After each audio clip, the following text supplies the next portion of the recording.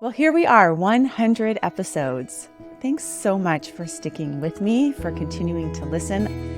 And there's a lot of work that goes into each and every one of these episodes. I want to start out by just saying a huge thank you to my husband, Craig, who is behind the scenes listening to my voice for hours on end. The poor guy can never escape me. And doing the production and the audio editing and posting of these episodes. My team, Ashley Hiatt and Yoko Nguyen, who work behind the scenes to get the little snippets that you see on social media to get things ready for YouTube and help me with reaching out to our guests and keeping me organized. I am highly disorganized in my scheduling. I can mix up my Tuesdays and Thursdays and my Marches and Mays, and Ashley keeps me on track with all of that. So I just want to say a big thank you to my team and also to you. Thank you for listening. I know there's a lot of options for podcasts. You know, I started podcasting over 7 years ago, and it was a small little niche, and it has grown so big. There are so many podcasts to listen to, and I know that your time is precious, and the time that you spend listening to this, I hope, is time well spent. We're growing together. We're evolving together. And one of the things that I thought might be nice as we launch this 100th episode is to go back and find some of my favorite little snippets that will help you with your health behaviors in the new year. I talked about this in the last episode. If there's one gift to give yourself, it's the gift of caring for your body. And I was a biopsychology major in college, and I've always been interested in this little niche between our physical and our mental health. But also it's been a real struggle for me in my own life to figure out what that means for me in terms of my own relationship with food and movement and rest. I tend to overdo things. I tend to crash. I'm an on-off button often in my life when it comes to eating and rest and physical activity. And finding a middle path has been a real challenge for me. And I imagine it may be a challenge for you as well. So hopefully some of these lessons that we've learned over the past 100 episodes will be useful for you today. I've broken this episode down into 3 main categories, all related to wise effort in your health.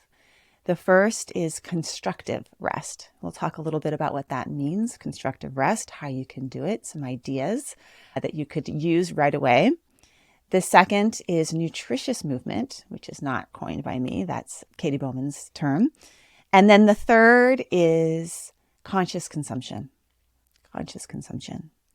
But before we launch into each of those, I want to share with you my conversation with Pilar Gerasimo.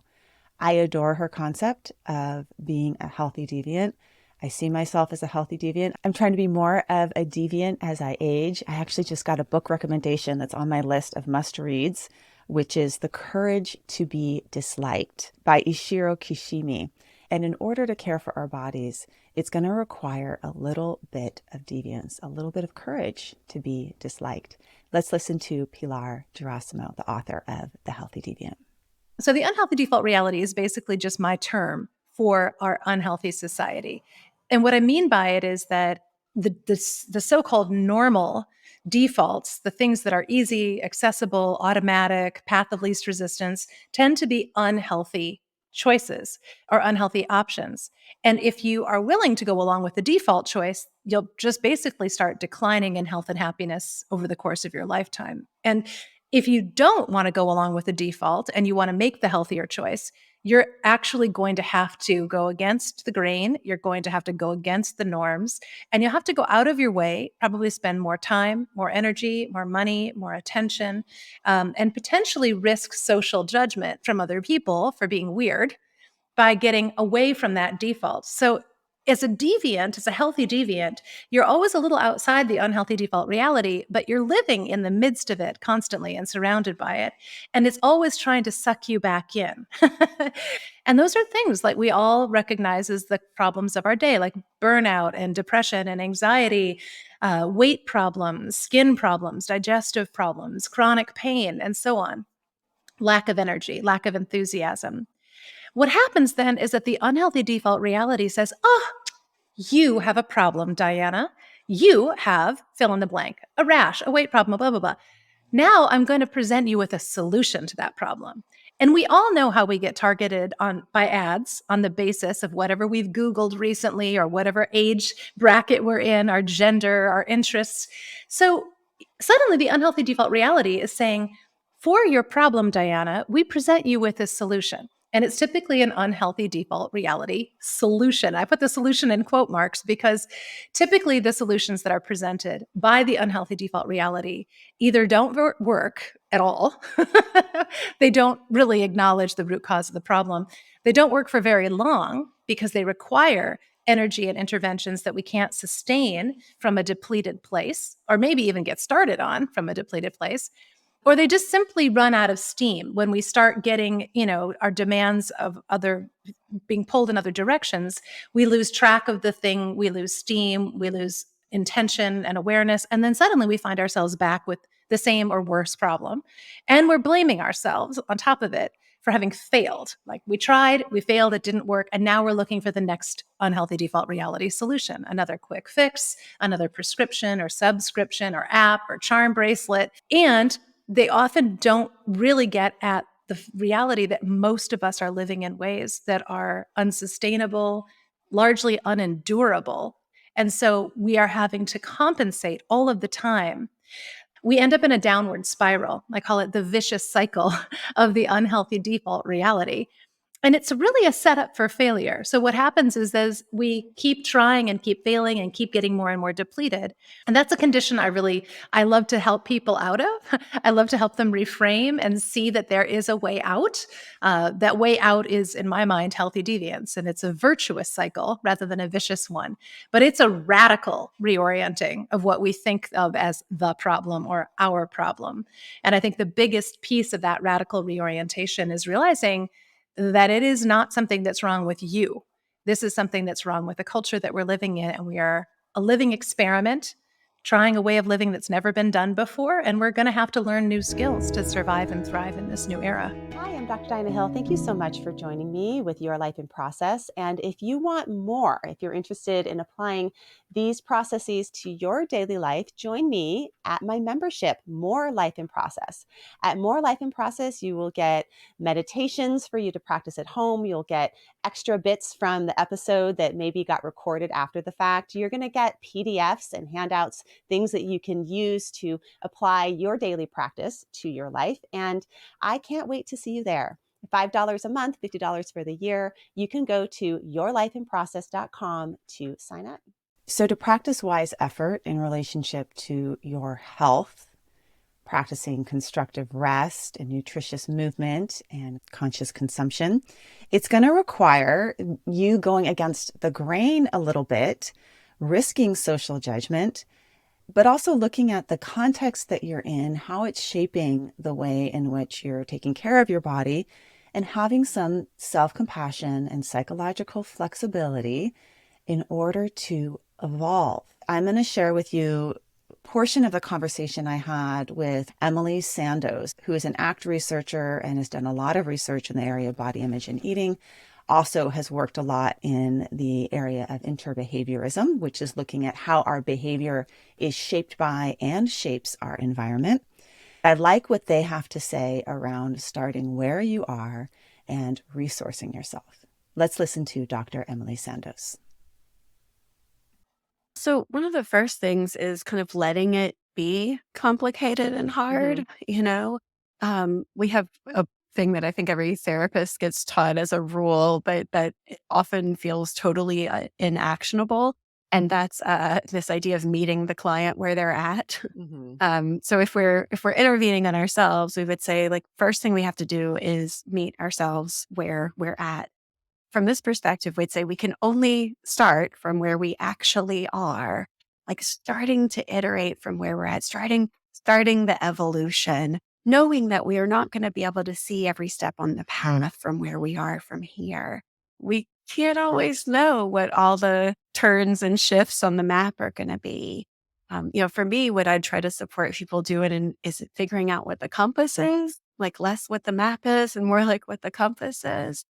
why are we interested in movement here? Like, what is the relationship that we're trying to change? Is it our relationship with our body? Is it our relationship with our kids? We want to be able to keep up with them. Is it our relationship with some activity, with social stuff? Like, what is the relationship that we're trying to change? And then can we start right away resourcing some flexibility there, some freedom there, some possibility there? What are some things that when we're in contact with them in that relationship, broaden it out, make it more flexible and more free? Can we look at those situations and see what things show up naturally in your environment that support your movement? And then can we pluck some of those out and start to play with contacting them with intention? It's when it's easy. The problem is that it's not always easy. So can we pick some of those things that naturally resource your movement and put some intention around? That would be a first step. So figuring out more of what your compass is and less of the map when it comes to wise effort in your health. How do you want to show up in relationship to your body and taking care of your body? And what are you already doing right now when you are aligned with that? What does it look like when you're practicing more constructive types of rest? What does it look like when you're moving your body more nutritiously? What does it look like when you're eating and consuming more consciously? And what types of environments resource that and support that? This is where it can be really helpful to have a clear intention, a clear aspiration. And this concept of intention or aspiration really has a thread that dates back to contemplative practices. One of the most impactful interviews for me personally in the past 100 episodes was interviewing Brother Phap Huu in the home, the Hermitage of Thich Nhat Hanh. I got the opportunity to go inside of Thich Nhat Hanh's home, sit at his kitchen table across the way from Brother Phap Huu, who is the abbot of Plum Village, and talk to him about his experience of being an attendant to Thich Nhat Hanh, how he's carrying forward some of his messages, and how he's addressing some of our modern day problems like technology and busyness and how we can practice rest. And one of the things that Brother Phap Huu shared was the importance of intention, of aspiration. You can watch the full interview and some of my pictures of that time and pictures of the inside of Thich Nhat Hanh's Hermitage on YouTube. I'll put a link to that in the show notes. But let's listen to Brother Phap Huu. Of course, there's innovation, but there has to be insight. And there has to also be intention, right intention. The 3 I's, he would call it. Innovation, intention, and insight. Intention for us is like, it's an energy. It's a source of food. And we speak about intention, and we also speak about volition, which is like aspiration. And as a monk, or even as somebody who's not a monastic living in the world, we all know that we all have a deep desire that our hearts generate, and sometimes we don't have time to listen to it. And for a large percentage, it has to do something with love, in terms of like cultivating love, offering love back to our own family, or generating love to offer to the world, to the suffering that is there. We have a deep desire which we should have time to reflect and see if we are cultivating it. And then we have daily concern, daily intentions, such as taking care of the bills, making sure our son, our daughter has the right conditions to become a good human being, etc., etc. And how do we weave it all into our deep aspiration? So identifying your deepest aspiration and intention, and then using that to guide your daily practices, your daily living.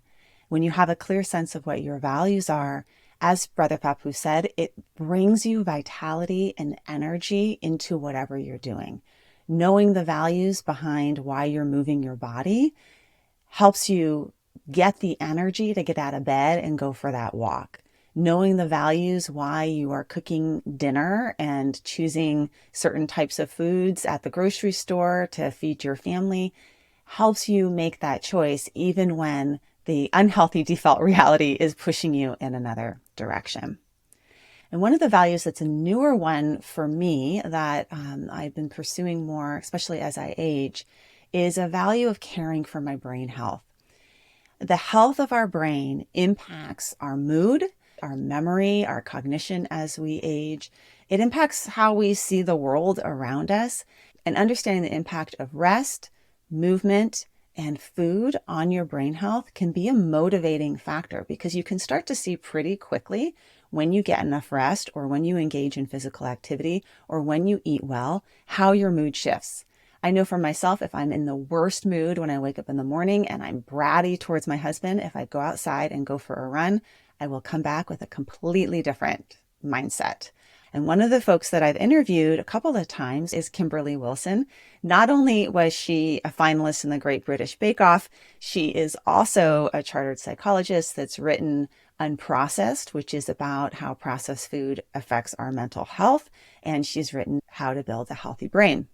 So let's listen to Kimberly Wilson talk about the two things that play a major role in terms of your brain health, and that are impacted by how you move, how you eat, how you rest. And one of the things that's really difficult about talking about the brain is that it's incredibly complex, right? It's the most complex natural structure in the known universe. And this is one of the reasons why I think we often feel, I think both often practitioners and the public feel quite helpless when thinking about the brain. So I wanted to offer something that was very simple. So these two competing, I suppose, themes. So neuroinflammation is there's inflammation that happens in the body and there's inflammation that happens in the brain. And actually there is a bit of crossover. So the inflammation that happens in the body can release compounds that can cross the blood-brain barrier. The white blood cells can't cross the blood-brain barrier, but the cytokines can, and they can trigger an inflammatory response in the brain. Or the brain's own internal immune system, the microglia, can initiate its own inflammatory response. And what we know is that neuroinflammation is associated to all of our psychiatric disorders, whether it's depression, bipolar disorder, schizophrenia. There's an aspect, an element of neuroinflammation there, and of course, dementia and Alzheimer's disease. So broadly, we want to do what we can to reduce inflammation, and then do what we can to increase neurogenesis. And neurogenesis is the creation of new connections in the brain, but also the protection of the brain cells that you already have. Inflammation and neurogenesis. There are three things that you can do behaviorally to impact both of those. And we're going to start first with constructive rest. Elissa Epel is a good friend of mine and an incredible pioneer in the area of researching contemplative practices and their impact on our physiology, on the aging of our cells, has a lot to say about rest and the benefits of rest. If you were to be a healthy deviant, it would be to rest more, and not just the junk food rest that many of us engage in, the plopping on your couch and scrolling through your phone. We are finding false refuge in forms of rest that don't really restore us. And there's evidence at the cellular level that certain types of rest, especially deep relaxation, getting into what Elissa calls blue mind states, are particularly beneficial to our body, to allow our body to heal. So let's listen to Elissa Epel on deep rest, on constructive rest. So the idea of going from red mind to, what's the opposite state, this kind of deep restoration, when rather than actually needing to respond to anything, we're completely relaxed. We've let go. We feel safe. And that ability to lie down or be doing a mind-body activity that is also slowing our breathing and increasing our heart rate variability, these are very unique and precious restorative states. And there are very few studies that have ever said this mind-body activity is better than that one. There's this underlying commonality. And Alexandra Craswell, who you've interviewed for Striving to Thriving, she led us in this amazing paper that we can link to the preprint for, where we reviewed all the evidence showing that there is a deep rest state that's better than rest and relaxation, that is different physiologically and different psychologically. And it can be different things for different people, but mainly creating a meditative state, doing slow breathing, being in nature when you're, not being physiologically demanding.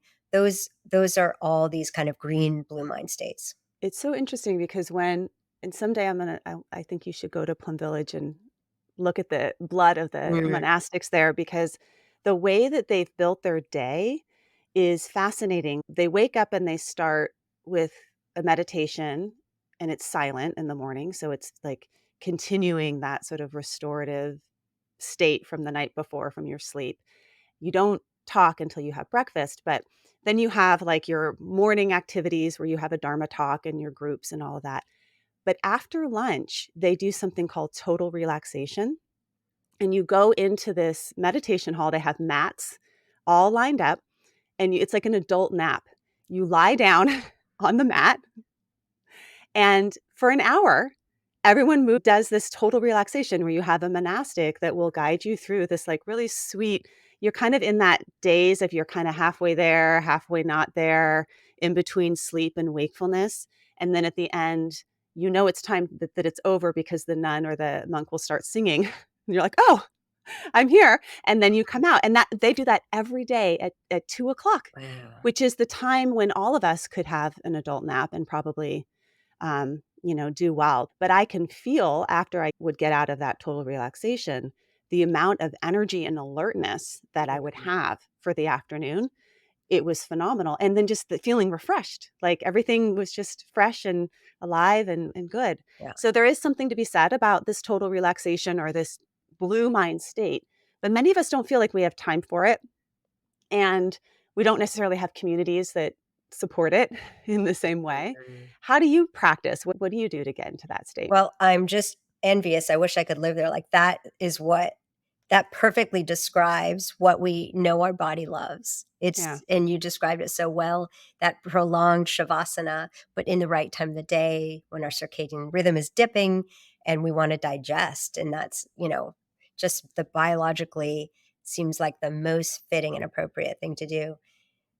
So for me, it's yoga, and I wish shavasana was longer, right? You have to peel up and move on. And as well as meditation retreats. And we, of course, can't have those as a lifestyle, but I do feel like the deep reset that we can get from a meditation retreat, the more days, the better, right? In the middle, so that you can really peel the layers of the onion and really let your body sink into a much more restorative mode, focusing your mind on the present, on the impermanence, on the reality that, like, this moment right now with you, Diana, we're never going to have again. The preciousness of this. So easy to forget. So easy to feel like we have all the time in the world. Yeah. The removing of a lot of stimuli can help us remember that. Right. And remember is the key word, right? Like bringing that into our busy day. And if we're just too busy, we can't do it. We've set ourselves up for a day without,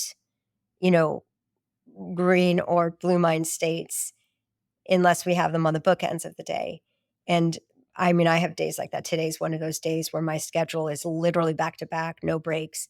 And you just can't live like, it's not very sustainable. And just rushing through everything is such a obstacle to how our body wants to live and how we are when we're at our best. Yeah. Some of the languaging that we hear, like I'm fried, I'm burned out, I'm at my limit, right? Those are some of the words that we've kind of developed over time to describe our experience of being chronically stressed. And the short inserts can make a big difference, even just if it's even if it's 5 minutes. But I agree with you. The longer retreats, I feel like a 1 week retreat I keep with me for months. Yes. And some of your research suggests that it even sticks with people for like over a year. You did a study comparing just being on a vacation versus actually doing a meditation retreat. Yes, that was one of my favorite studies.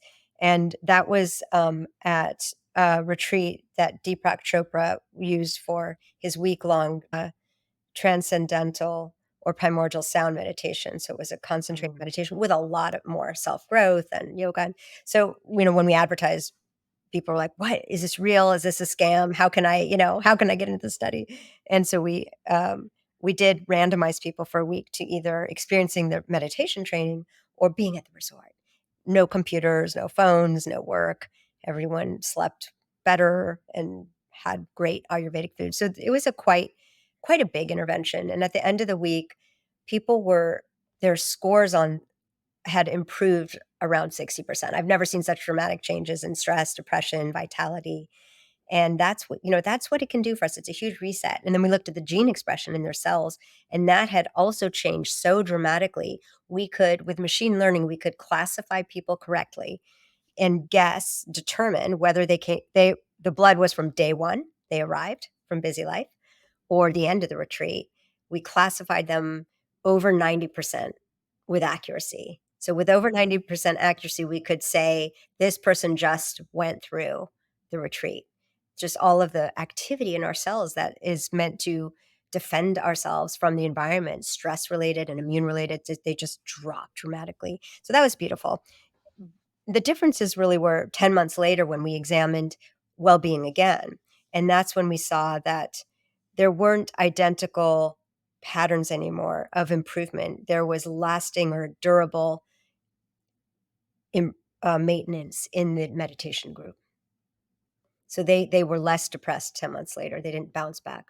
Wow, it's just from 1 week. I mean, this is a unique experience, meditating with Deepak Chopra. We're not all going to be able to have that experience, but it does show that it's sort of like how they talk about, just stopping smoking 6 months later, your lungs do all these wonderful things to repair themselves. But doing this type of restorative retreat where you remove yourself and you allow yourself to have this deep rest, a lot goes on. Your body is very intelligent and knows how to heal and knows how to repair. It knows how to do all these things, but we often don't give it time to do that. So the benefits of what you call deep rest, the blue mind And what states. did you do on the deep rest day?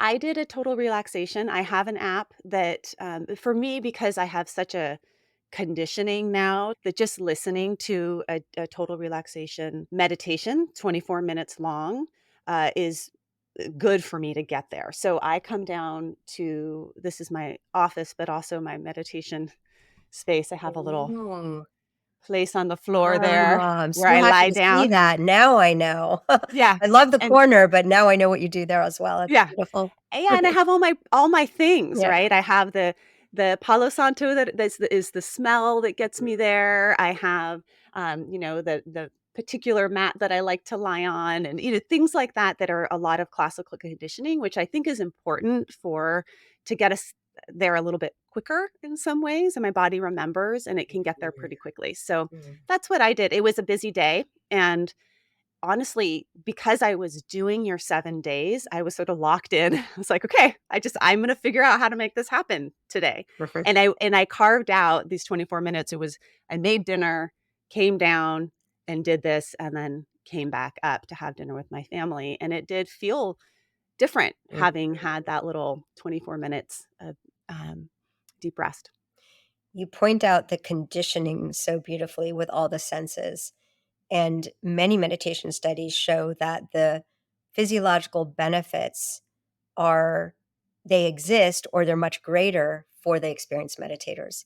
So the practice, the trained mind really does get right down to business of letting go and the body's responding. So now that you're willing to be a little bit of a healthy deviant, and you have a clear sense of your aspiration, your intention, your values behind why you want to take better care of your body, this wise effort towards health, your first practice is to engage in deep rest. Find a time this week to do a deep relaxation practice. It could be in your bathtub, it could be on your bed, it could be midday in your office where you close the door, and look into some of those meditations on Insight Timer. I have a few there. Whatever it is that you do, create a little ritual around it so that as you repeat it over time and you have those sensory stimulation, the smell or the space or the blanket that you use, it becomes a little bit classically conditioned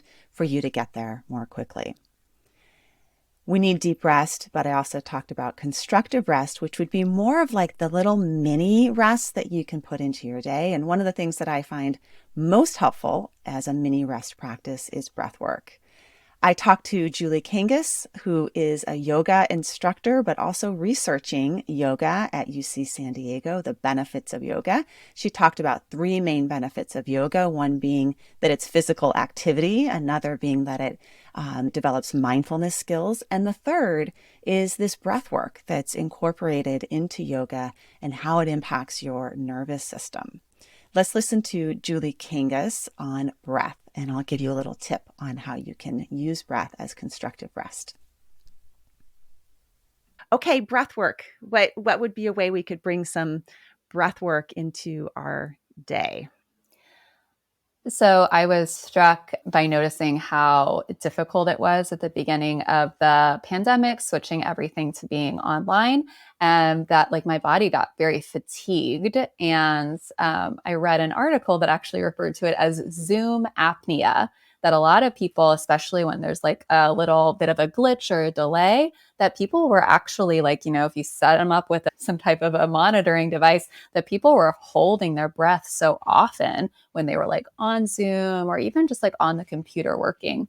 And so for me, that was so interesting to notice that I just did not have an awareness of my breath in this way. And so that was a thing. I don't know if everybody's life still contains Zoom to the same extent that mine does, but I think that noticing maybe in that situation or any moments where you might feel particularly prone to holding your breath or breathing too much, and then just like on purpose, I'm going to pay attention to it. And anytime I notice it, I'm going to give myself a nice, smooth, long exhale to kind of reset the nervous system. Oh my gosh, Zoom apnea. I definitely, I love that. I totally have that. Yes, so I love that. I also would recommend trying to bring a 1-minute breathing practice into some point of your day, even just a breath retention where you breathe in, you hold your nose and you breathe out for as long as you can and hold your out breath. 1 minute, and just notice what happens pre and post for you. Do a little self-assessment, a little scientific self-help on that. Rate your stress levels, rate your physical tension, whatever. And if you notice a change in 1 minute, imagine how much the change would be if you took it to 5 minutes. But we can all do that for 1 minute. There's some good resources on Insight Timer as well for breathwork. So that could be another place people could go if they want a little bit of guidance. And I'll record like a 5-minute breath work, what I do in the morning, and I'll put that up there so folks could try that out as well. Because I don't think these things need to be long. We need to make it doable. It can be in our car, it can be in our shower, it can be on our walk to work. But these little micro practices in our day is taking yoga off the mat and into our life as well. So we have rest as your first practice in wise effort in taking care of your health. And the second category that I hope that we all will engage more of is nutritious movement. Nutritious movement is a term coined by my good friend, Katy Bowman. And spoiler alert, Katy and I are writing a book together. It's not going to be out for a little bit, but we're going to be talking about barriers to movement and how to use some of these psychological principles to help you get over some of our barriers to movement. Even Anna Lembke, the chief psychiatrist at Stanford, said that there is no pill that she can prescribe that is more effective than physical activity on our mental health. We are a sedentary culture. I'm going to have a couple of interviews coming up in the next few weeks talking about the benefits of physical activity on cognition across your lifespan, and then also using ACT for physical activity. But first, I want you to listen to Katy Bowman on what is nutritious movement. It's this idea that in the same way dietary nutrition is more than just get enough food. I mean, certainly at one level, get enough food, right? Make sure you're eating enough calories. Calories a nutrient. But then you can further dial it in to say, well, there are macronutrients and there are micronutrients. So there are micronutrients and macronutrients in movement as well. So right now we're a pretty sedentary culture, and the general message around movement has been just get enough, sort of like in the same way, just get enough food. And it's like, well, if you only move one particular way over and over and over again, it can create mechanical scenarios in your body where it leads to injury or illness.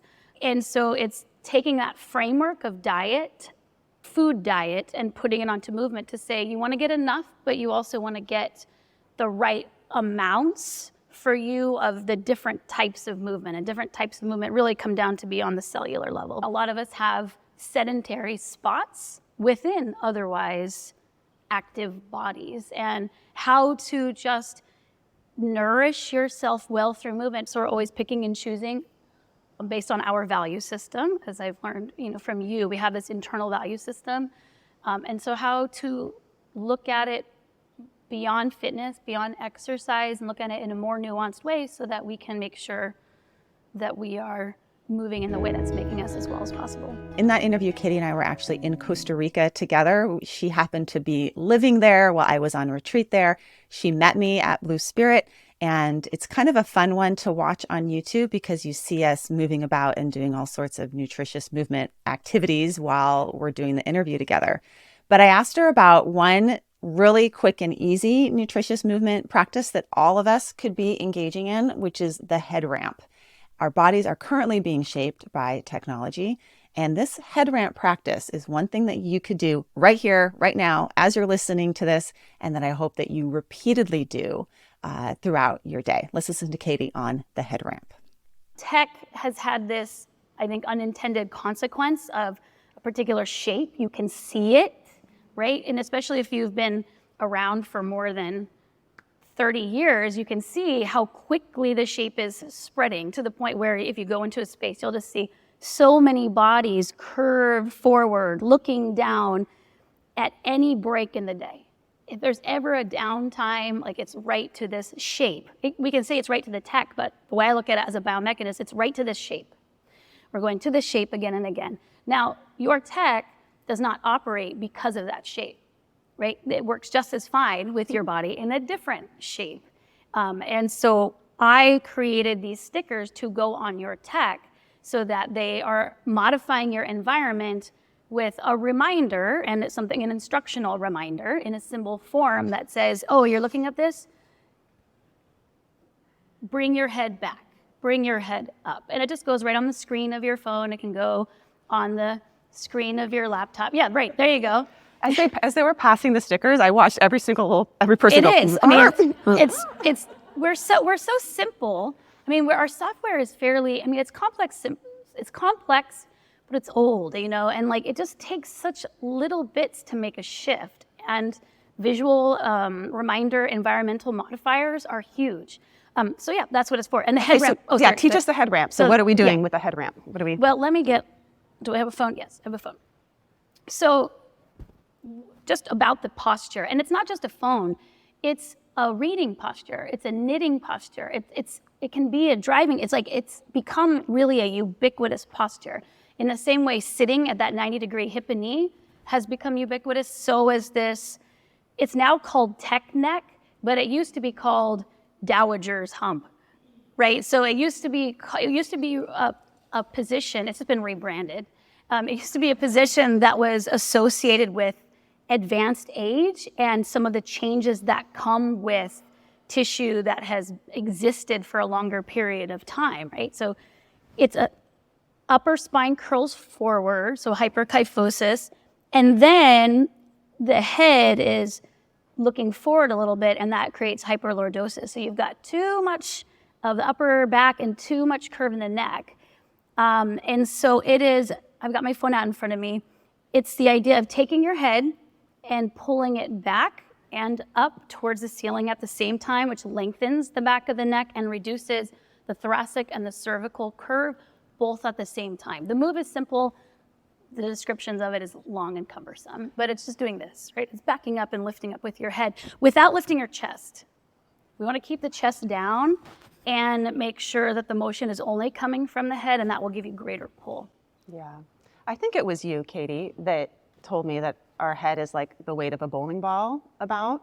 So maybe it was, I don't know. It's a common common thing. thing. Yeah, your head's heavy. Yeah, your head's heavy. So if you can imagine holding a bowling ball out in front of you with your arms straight versus holding your bowling ball close to your body, you can think about the strain on your body, right? So imagine that's on your neck too. Right. That weight is just held better as well. And it's not, I mean, yes, it's on your neck, but think more your spine. anatomically, it's on your spine. Yeah. It's on the discs in your neck, right? So it's on these pieces because most people, they're more familiar with injuries to their spine that's in their neck region versus like the throat and other things too. Many of us think about physical activity as having to go for a run or go to the gym, but there is so much that you can do to take care of your health and move your body in the life that you are in. How you take care of your body throughout your day makes a big difference. I always think about my mother-in-law, who was a preschool teacher for so many years, and she can still get down on the ground and sit with my kids on the ground, cross-legged,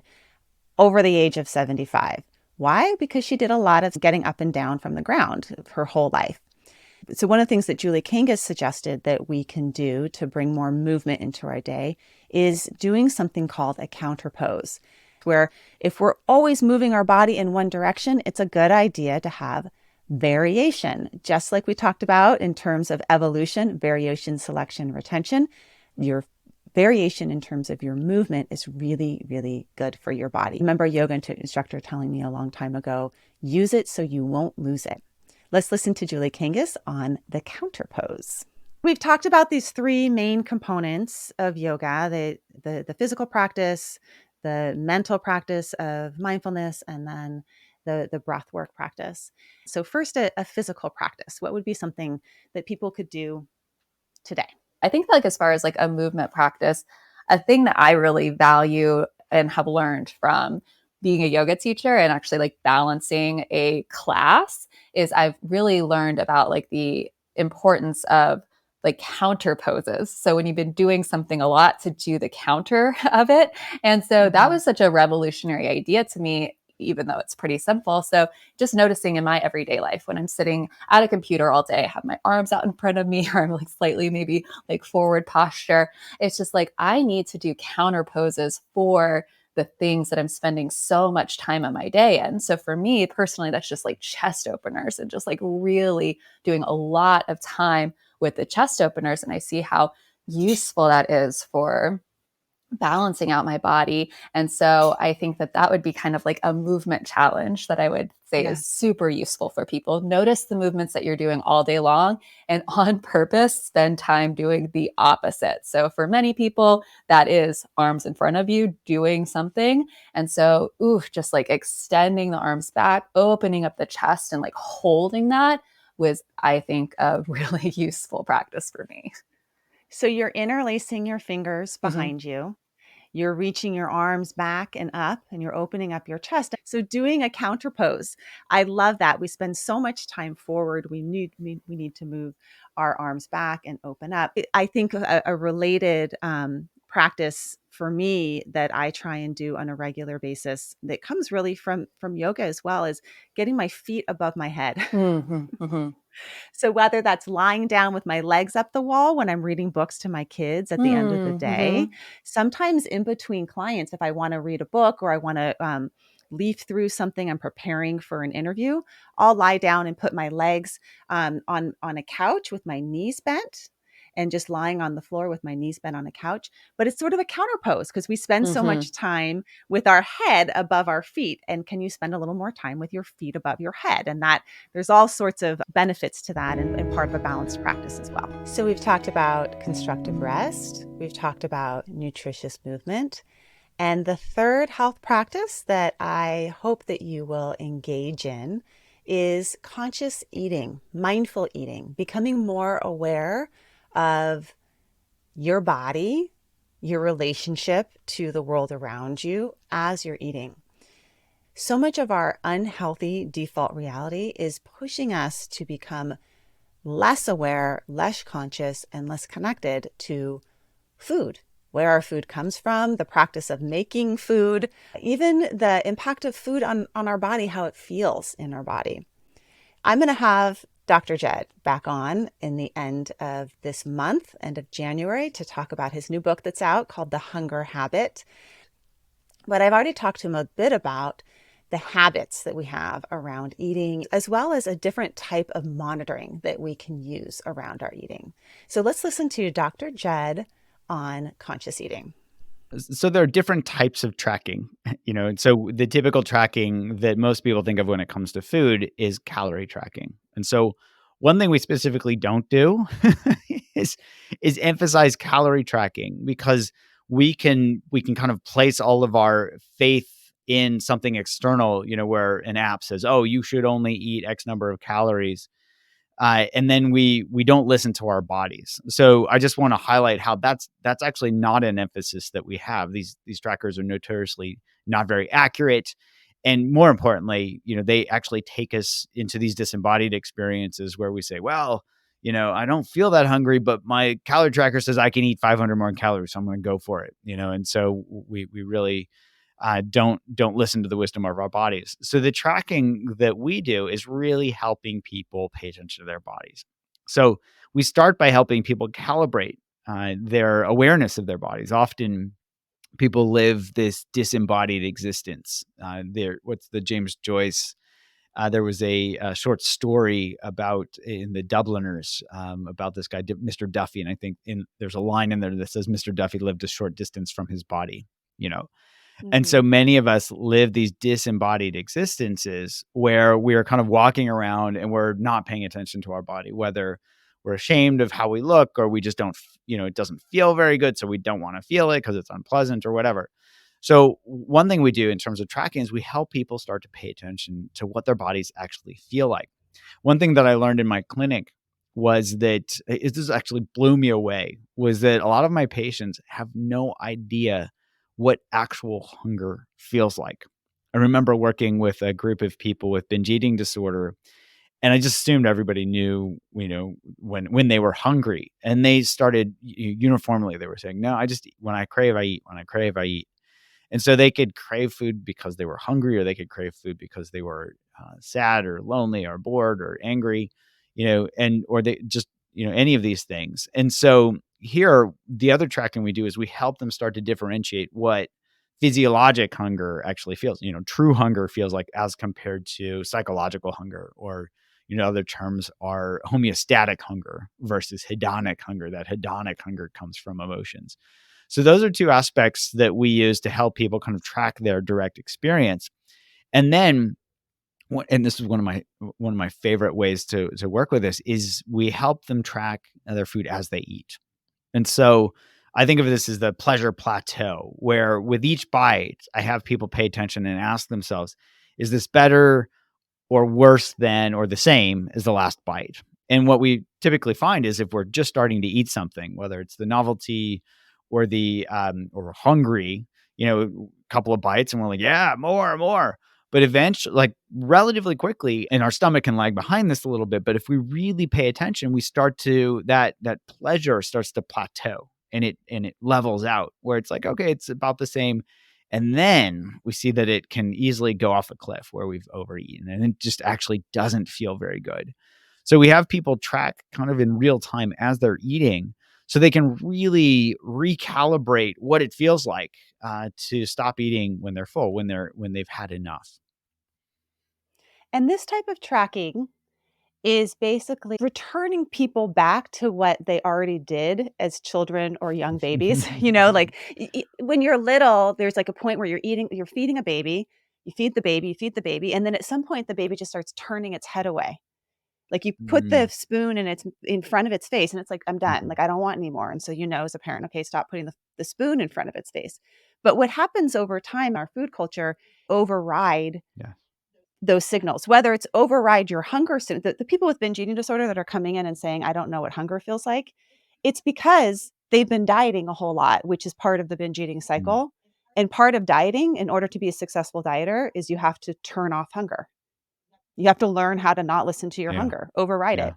And then the other side of that is overriding our fullness because either we're using food for emotional reasons and we actually are doing it on purpose because it helps us numb out, or we're, eating foods that are also kind of confusing to our fullness, like sugar-free Jello. It has a lot of volume, but no content. And you're like, am I full? Am I not full? And we actually have to like train ourselves back to eat normally again. We do.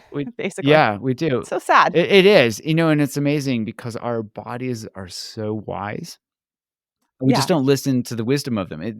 They'll tell us everything that we need to know. We don't need to read a book. And in fact, if we read a book, it might get in the way of us listening to the wisdom of our bodies. It's interesting that you use the word numb out. I had a patient who specifically said when she would binge, she binged specifically to numb herself from her negative emotions. Yeah. So it's absolutely. And that totally divorces us from paying attention to our bodies. Yeah. I mean, even just when you're going through the diagnostic category of binge eating and you're asking the questions around what is a binge, the questions are things like, do you eat more rapidly than usual? It's like you're using it to avoid the present moment. Mhm. And when you're teaching people to be in the present moment with food, you're doing the exact opposite of what something like a binge would be doing. My early research was in appetite awareness training and monitoring of appetite. So if my master's was on comparing writing down your food versus monitoring your appetite, what happens to college students that are at risk for eating disorders. If you ask them to write down their food for a week, they're going to become more preoccupied with food. If you ask them to write down their appetite for a week, they're not more preoccupied with food, and it actually helps you prevent an eating disorder from developing. Interesting. There's no one size fits all for how to, what to eat, how much to eat, when to eat and all of that. But our bodies really are individualized for us. It sounds obvious when I say it, but when we listen to that, that is the person as personalized as it gets. There is no one size fits all in terms of eating and how you should eat and what you should eat. A lot of it depends on your own ancestry. It depends on your own body, your own context, all sorts of things, your history with eating. And there is this gift that we have, which is our interoceptive awareness that we can build by paying attention to our own bodies, how food impacts our bodies. Where is that pleasure plateau or that point of diminishing returns? What food is worth it to you? What food is not worth it to you? These are all things that you can start to track and bring more awareness to.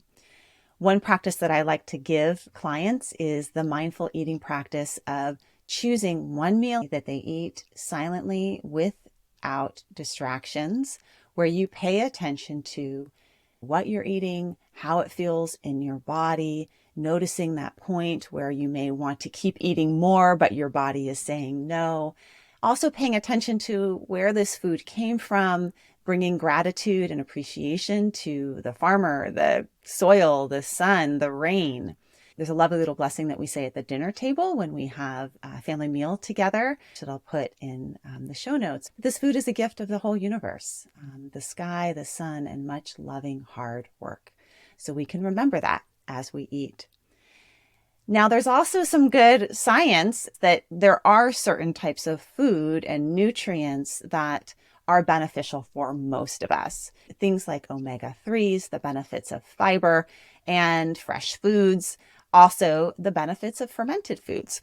One rule of thumb that I have in eating with my family is the 6 F's around food.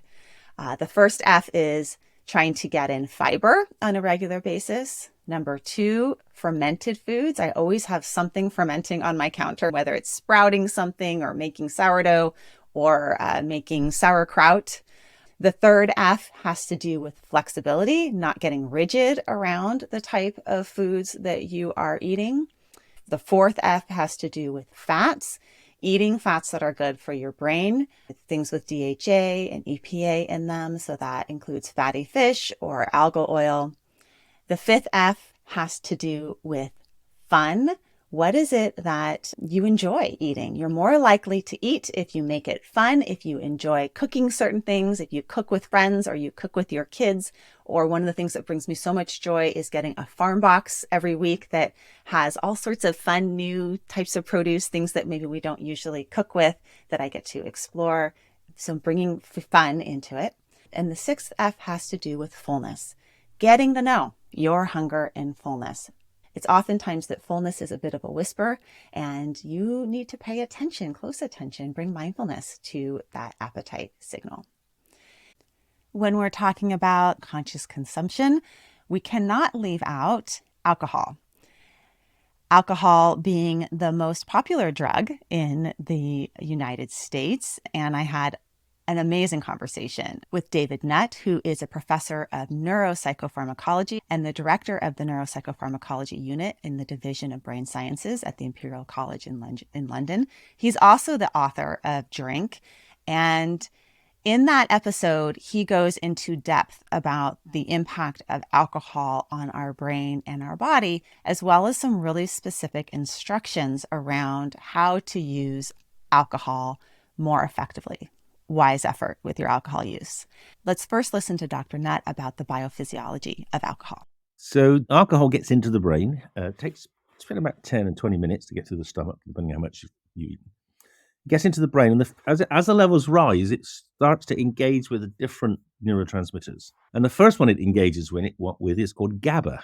Now, GABA is the calming neurotransmitter in the brain. It's what relaxes you, which it takes away tension. It helps people become more relaxed, more sociable. And that actually is mostly what most people want from alcohol. They want the GABA effect. So that little bit of anxiety, certainly in a party, for instance, that bit of anxiety when you don't know people and not sure what to say, that anxiety can be dampened down by alcohol going through GABA. But if you keep on drinking, when you get, let's say, the first drink, and then once you push up, then you begin to engage other neurotransmitter systems. One of them is called dopamine. A lot of people will have heard of dopamine. Dopamine is the sort of motive system. It's the Moorish system. When the dopamine system gets turned on, people get louder and more active and more energized. But they also often get a little bit irritating and a bit overdriven and begin to ignore other people.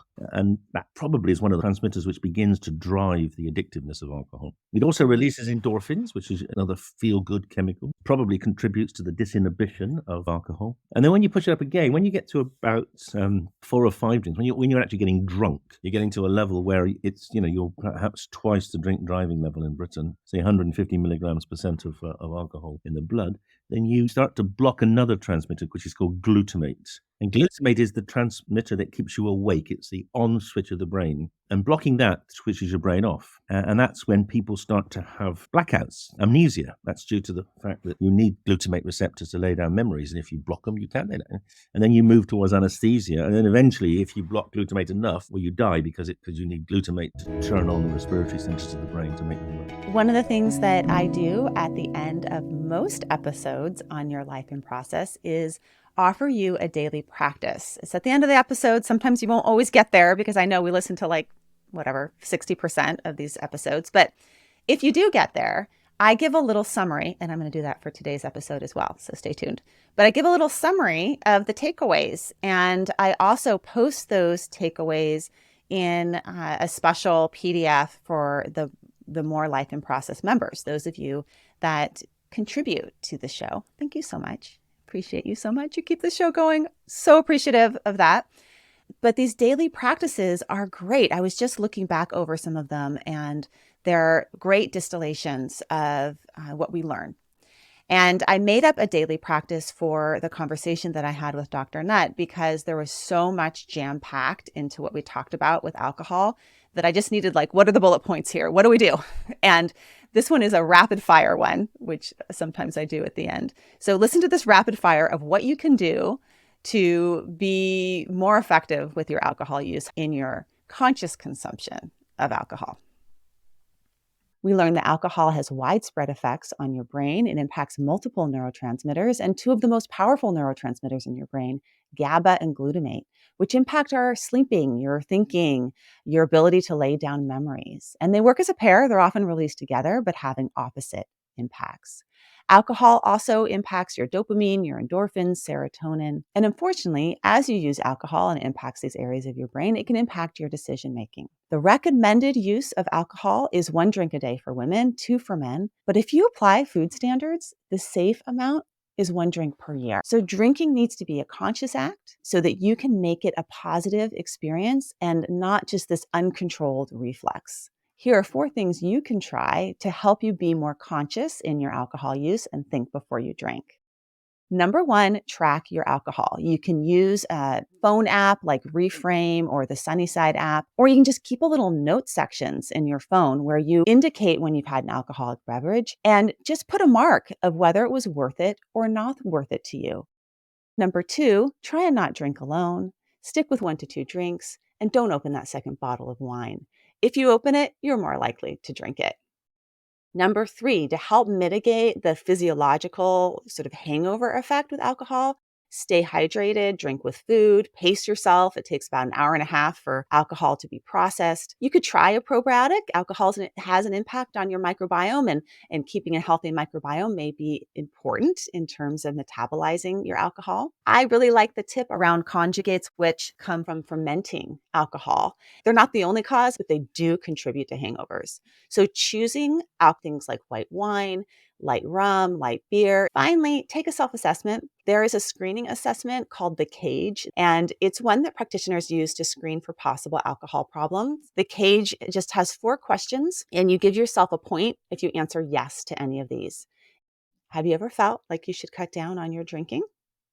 Have people annoyed you by criticizing your drinking? Have you ever felt bad or guilty about your drinking? Have you ever had a drink first thing in the morning to steady your nerves or to get rid of a hangover? If you answered yes to 2 or more of those questions, please go find some resources. I have some in the show notes for evidence-based treatments for alcohol use. Get an assessment and get some help. If you have 2 or more points, you are at risk for an alcohol problem and should look into further assessment or treatment. So we've talked about the unhealthy default reality that we are living in, how we need to be healthy deviants to practice more wise effort towards our health, and some strategies that you can apply. Here's the summary of it all. Your daily practice. Get clear on your intention behind the changes that you want to make. What are the values that are driving this change? Whether you want to incorporate more rest, or you want to move more nutritiously, or you want to eat or consume more consciously. Why? How will it benefit the important domains of your life? How would it benefit your work, your relationship with your partner, your relationship with yourself? What is the why behind making this change? And you can bring that why into each of these little practices. And then number 2, constructive rest. Engage in deep rest at least once a week where you're doing this longer rest. You're getting into that blue mind state. And then engage in smaller constructive rests, things like breath work or doing that intentional sigh. You can do it with me now. Number 3, nutritious movement. How can you bring more movement into your day? That includes doing counter poses where you're doing the opposite of what you usually do, alignment practices, and then also moving your body in ways that is enjoyable to help you with that neurogenesis and decrease inflammation in your brain. Number 4 has to do with conscious consumption. Set up that mindful eating experience, maybe once a week or once a day, where you're eating mindfully. You're reading those 5 contemplations that I'll put in the show notes. And pay attention to your hunger and fullness, practicing those 5 F's that I talked about with food, which were fiber, fun, flexibility, healthy fats, fermented foods, and fullness, paying attention to your fullness. And finally, let's be more conscious consumers of the things that are toxic to our bodies, like alcohol. So those are your daily practices. For those of you that are More Life in Process members, you'll get those in a PDF. And thank you for this 100th episode. As we launch into another year, I have lots of new things coming your way. A little bit of a change coming your way. I'm all about variation. I like to change things up, and I like to select what works, and I like to retain what works as well. So many blessings to you. I hope that today's episode will help you practice more wise effort towards your health. Take care.